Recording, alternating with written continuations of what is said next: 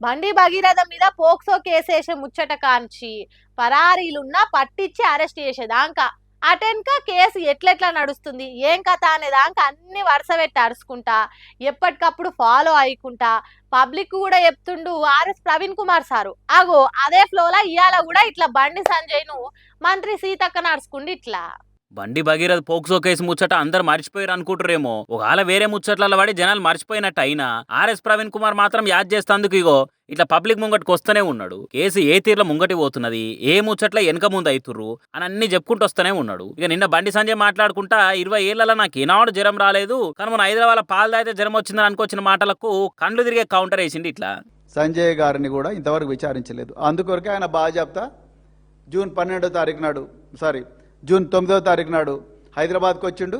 వచ్చి ఆయన అంటున్నాడు, నేను హైదరాబాద్లో పాలు తాగినందుకు నాకు జ్వరం వచ్చింది అంటున్నాడు. అయ్యా సంజయ్ గారు, మీరు మీ కుమారుడు ఈ వ్యవహారం చేసినందుకు ఈ పోక్సోలో మీ కుమారుడు మరి చేసిన నేరానికి ఆయన్ను 9 రోజులు మీరు కాపాడిన వ్యవహారానికి తెలంగాణ పిల్లలందరికీ జ్వరం వచ్చింది. మీకు హైదరాబాద్లో పాలు తాగి జ్వరం వచ్చిందో లేదో మాకు తెలియదు, కానీ అయ్యో బండి సార్ ఇప్పట్లో ఏం మాట్లాడా కానీ కార్పాటంలో కంటెంట్ అవుతుంది పోర్రి. ఇక ఇదే ఫ్లోలో మంత్రి సీతక్క తీరు మీద కూడా మండిపడ్డాడు ఆర్ఎస్ ప్రవీణ్ కుమార్. మేడం మంచిగా రీల్స్ చేస్తుందటగా అని అనుకుంటా. మరి సీతక్క గారు అంటేనే మీరందరూ కూడా మనమందరం కూడా రీల్స్ బాగా చేస్తారు అని అంటారు. మరి నేను రిక్వెస్ట్ చేస్తున్న, చేతులు జోడించే సీతక్క గారు, మీరు మహిళా శిశు సంక్షేమ శాఖ మంత్రి, మైనర్ బాలికల అంశం గురించి కూడా ఒక రీల్ చేయండి మేడం. ఒక రీల్ చేయండి, మైనర్ బాలికలు ఏ విధంగా తమను తాము రక్షించుకోవాలి అన్న విషయం మీద ఒక రీల్ చేయండి కదా.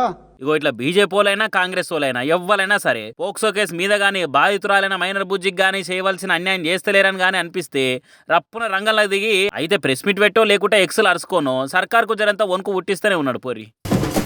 మాజీ మంత్రి మల్లారెడ్డి సారు మాట్లాడినా, ఆట ఆడినా, పాట పాడినా, డ్యాన్స్ వేసినా అలాగుంటది.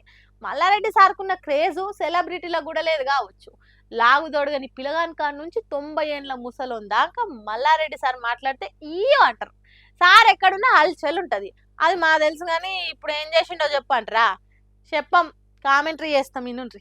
సిఎంఆర్ విద్యా సంస్థలు సమర్పించు మల్లారెడ్డి పాఠశాల స్టేడియంలో జరుగుతున్న ఇంట్రెస్టింగ్ గేమ్. టాస్ గెలిచి మల్లారెడ్డి బ్యాటింగ్ ఎంచుకున్నారు. అదిగో బ్యాట్ బట్టి ఓపెనింగ్ చేయడానికి సిద్ధంగా ఉన్నాడు మాజీ మంత్రి మల్లారెడ్డి. 1 2 3 you we go. ఓ బౌలర్ కనిపించడం లేదు, బాల్ కోసం మల్లారెడ్డి ఎదురు చూస్తున్నాడు. ఓ మై గాడ్, మొదటి బాలే వైడ్ తోని ప్రారంభించాడు బౌలర్. మల్లారెడ్డి లాంటి హిట్టర్ క్రీజ్ లో ఉంటే ఇలాంటి బౌలర్ కైనా ఒత్తిడి ఉంటుంది, అందుకే వైడ్ వేశాడు. మరి రెండో బాల్ ఎలా వేస్తాడో, వామో బాల్ మల్లారెడ్డికి అందనంత బౌన్స్ అయింది. మరి మూడో బాల్ ఎలా ఆడతాడో చూడాలి. అబ్బా జస్ట్ మిస్ అయింది, తాకితే స్టేడియం బయట పడేది కావచ్చు. ఇంకో బాల్ ఎమ్మడే వచ్చుడుతోని మల్లారెడ్డి సార్ దాన్ని ఆన్ సైడ్ కొట్టే ప్రయత్నం చేసిండు. But ball bat bottom side దాకుడుతోని ఎక్కువ దూరం పోలేదు. అదిగో మరొక బాల్ వచ్చింది, ఈసారి స్టాండ్స్ లోకి పంపించాడు. మల్లారెడ్డి బ్యాటింగ్ మజాకా అన్నట్టు కొట్టాడు. మల్లారెడ్డి ఫామ్ లోకి వస్తే మళ్ళీ ఎవ్వరు ఆపలేరు. అది మళ్ళొక్క 6, తర్వాత మరొక 6. వరుసగా 3 సిక్సర్లతో ప్రత్యర్థుల బౌలర్ గుండెల్లో గుబులు పుట్టించిన మల్లారెడ్డి తన బ్యాటింగ్ తో విధ్వంసం సృష్టించాడు. తనకిష్టమైన ఆన్ సైడ్ సిక్సర్ల మోత మోగించాడు. ఇక చూడురి, ఇట్లా మల్లారెడ్డి సార్ షామీర్పేట ఏరియాలో కొత్తగా షురు చేసిన సిఎంఆర్ మల్లారెడ్డి బడికాడ క్రికెట్ ఆడిండు. మేడ్చల్ నియోజకవర్గంలో అన్ని మండలాల్లో ఈ స్కూల్ పెట్టి తక్కువ ఫీజులకే పిల్లలకు చదువు చెప్పిస్తారట. మరి సెంటు చదువులు చెప్పిస్తాడో, ఎంత ఫీజులు వసూలు చేస్తాడో ముందు చూడాలి. కానీ మల్లారెడ్డి సార్ మాత్రం మామూలుగా కాదు క్రికెట్.